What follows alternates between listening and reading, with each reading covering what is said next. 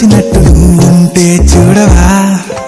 మంచువాన నన్ను ముంచనంట వాన విల్లు మీద ఇల్లు కట్టినవ్వనంట ఈ లోకమంతా నిన్ను చూసనంట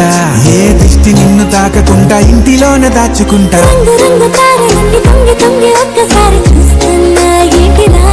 ఆ పైన లేని వెన్నెలంతా నేల మీదకొచ్చినట్టు